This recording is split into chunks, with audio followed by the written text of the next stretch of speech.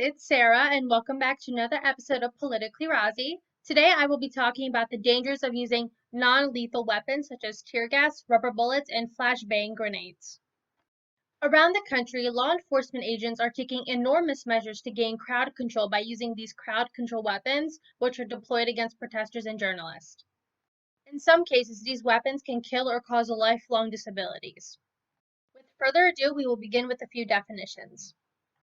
Tear gas are chemical compounds that temporarily make people unable to function by causing severe irritation to the eyes, mouth, throat, lungs, and skin. Rubber bullets are basically bullets that are not always made out of rubber. Some are made out of hardened foam or plastic, and some contain a metal core, and some are also like beanbags shot out of a rifle. Flashbang grenades are grenades that explode with a bright light and loud sound to get people to run away from a specific area. First of all, tear gas works in several ways.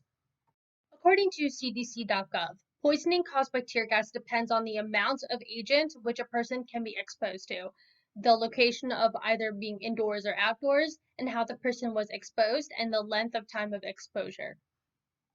Tear gas exposure is usually short-lived, about 15 to 30 minutes after the person has been removed and cleaned off. And in the lungs, the infected will experience wheezing and shortness of breath. In order to prove my point, may I present Exhibit A?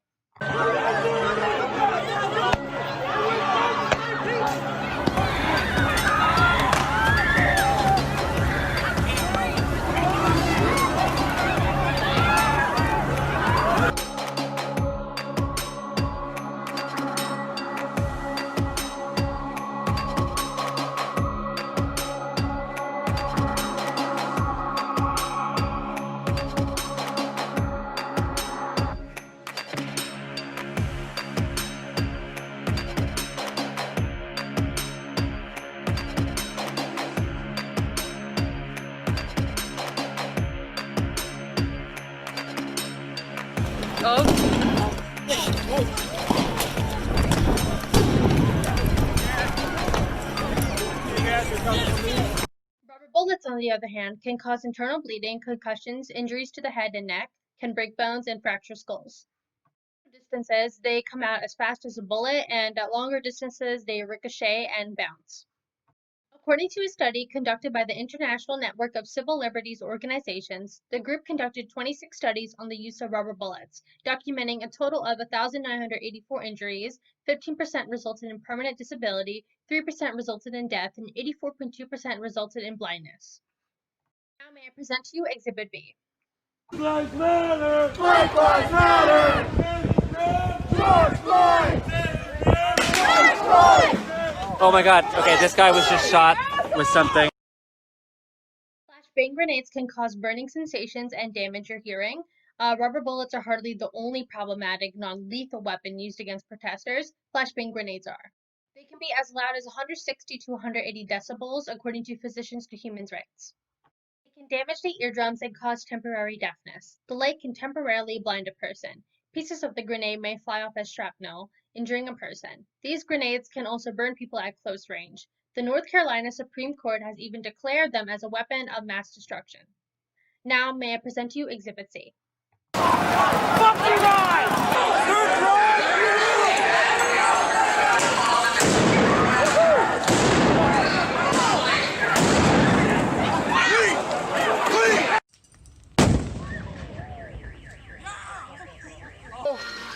Hope the video caught that.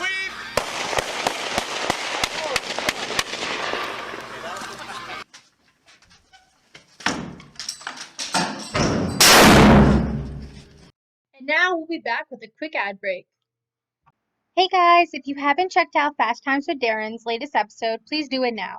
Darren is a good friend of mine and is a total dweeb because he's not a mega Star Wars fan like I am. So make sure to check out his videos and roast him and tell him that Sarah sent you.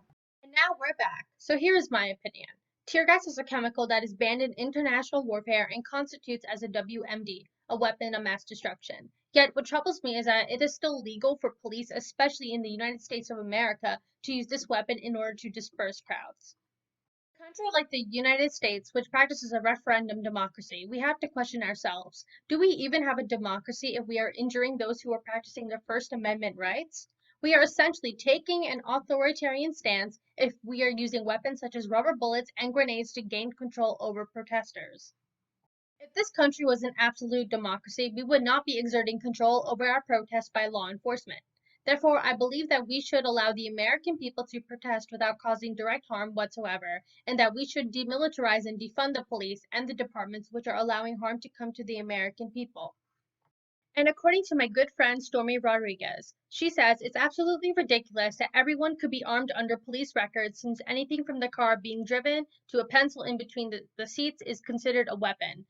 But people consider rubber bullets as non-lethal. The hypocrisy of these individuals is real. You are very right, Stormy, and I appreciate your concern. Thank you so much.